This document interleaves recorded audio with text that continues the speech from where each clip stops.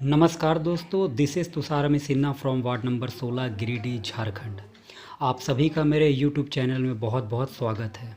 और आज मैं जिस शख्सियत की बात करने जा रहा हूँ, जिनके बारे में बताने जा रहा हूँ, वो किसी परिचय के मोहताज नहीं हैं। जी हाँ, सदी के महानायक, जिनको 11 मुल्कों की पुलिस भी ढूंढ रही थी मगर वो उनके हत्थे नहीं चढ़े। None other than Amitabh Bachchan. जी हाँ, अमिताभ बच्चन की स्टोरी से काफ़ी सारी चीज़ें को हम लोगों को सीखने को मिल सकती है और मिलती भी है। वो एक प्रेरणादायक कह सकते हैं कि बिल्कुल सदी के महानायक, उनको ऐसे ही नहीं कहा जाता है। अमिताभ बच्चन के बारे में जहाँ तक मुझे पता है, अभी हाल में उनके 18th बर्थडे सेलिब्रेट किया गया है।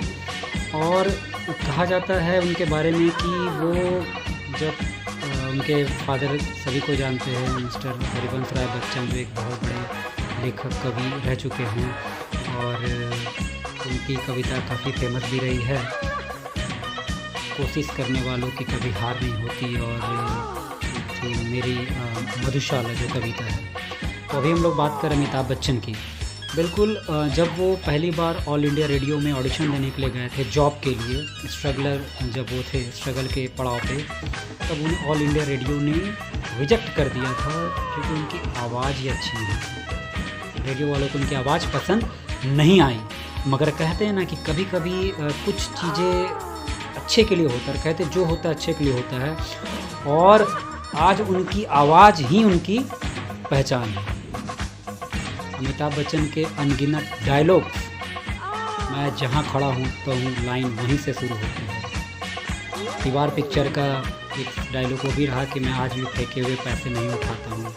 पीटर, ये चाबी रखो, अब ये चाबी मैं तुम्हारे जेब से निकाल के ही ताला खोलूँगा। बहुत सारे डायलॉग्स उनके हैं जो सुपर डुपर हिट रहे हैं।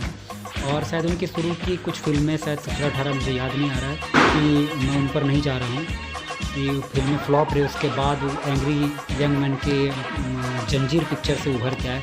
मेरे उनके बारे में बताने के पीछे वजह सिर्फ और सिर्फ ये है कि कभी कभी हम लोग होता है ना कि कुछ चीज़ों के पीछे हम लोग लगे रहते हैं, कुछ करना चाहते हैं, वो काम जब नहीं होता तो लगता है कि यू नो व्हाट, अब हम लोग कुछ नहीं कर सकते, अब हमारा कुछ नहीं हो सकता। मगर ऐसा बिल्कुल भी नहीं है। हाँ, ये ज़रूर है कि उस वक्त थोड़े से हम लोग डिसअपॉइंट जरूर होते हैं, कुछ बहुत ज़्यादा हो जाते हैं। लेकिन फिर भी अगर ये सारी स्टोरीज़ बताने का मतलब ये होता है कि अगर इस तरह का स्टोरी हमारे दिमाग में रहता है तो उस वक्त क्या होता है ना, जब लैक ऑफ कॉन्फिडेंस की बारी आती है, जब हमारा मनोबल गिरने लगता है किसी चीज़ में, चाहे हम कंपटीशन के एग्ज़ाम क्यों ना दे। जैसे कि स्टोरीज़ में था कि APJ अब्दुल कलाम के बारे में, वो कहीं इंटरव्यू देने के लिए गए थे और वो अपनी बहन की शायद को झुमका वगैरह गिरवी या बेच कर गए थे, और उनके पास सिर्फ एक तरफ का भाड़ा था क्योंकि उन्हें पूर्णतः विश्वास था कि वो सेलेक्ट होंगे ही होंगे। और शायद वो एग्ज़ाम में रिजेक्ट हो गए, सेलेक्ट हुए नहीं। और वो रामेश्वरम की बात है, वो किनारे बैठ के जब रो रहे थे तो वो अचानक, मैं नाम भूल रहा हूँ, जब वो मिले तो बच्चे से पूछे कि क्या हुआ। वो सोच रहे थे APJ अब्दुल कलाम कि मेरे पास तो कोई ऑप्शन नहीं है, अब मैं क्या करूँगा, वापस भी जाऊँ तो कैसे जाऊँ।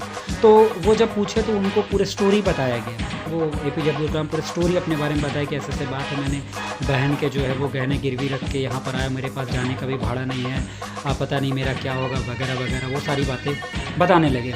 तब उन्होंने कहा कि शायद भगवान ने तुम्हें इनसे भी बहुत बड़े चीज़ के लिए चुना है।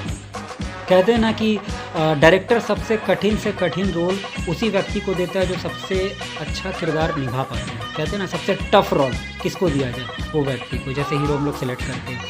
तो वाकई में फिर आगे चल के वो मिसाइल मैन बने और हमारे प्रेसिडेंट भी रहे, और बहुत उनके थॉट्स तो आज भी हम लोग काफ़ी सारे फॉलो करते और बताते। तो ये स्टोरी बताने का मतलब सिर्फ और सिर्फ ये है कि never get disappointed for anything. हाँ, मनोबल गिरने कभी नहीं देना है, क्योंकि हमेशा ये सोचना है कि अगर कुछ काम छूटता है तो छूट जाए, शायद हम इनसे भी बेहतर चीज़ों के लिए बने। हाँ, लेकिन बरसते ये ऐसा नहीं कि स्टोरी सुन के और कोई काम छूटा फिर हम हाथ पे हाथ धरे बैठे रहे, ऐसा नहीं। हमें अपने टैलेंट को, हमारा अपना जो आत्म स्वाभिमान है और जो इंटरनल ब्यूटी कहते हैं, उनको जागृत करने को बढ़ाना, ट्राई टू फाइंड आउट, हमें पहचानना कि what ever I have and what can I do, हम लोग क्या कर सकते हैं। ठीक है, तो फिलहाल आज की वीडियो में इतना ही, और फिर मैं नए वीडियो के साथ आऊँगा और कुछ नई बातों को आप लोगों के सामने बताने की कोशिश करूँगा। और बिल्कुल, अगर पसंद आए तो लाइक एंड कमेंट ज़रूर करें। धन्यवाद।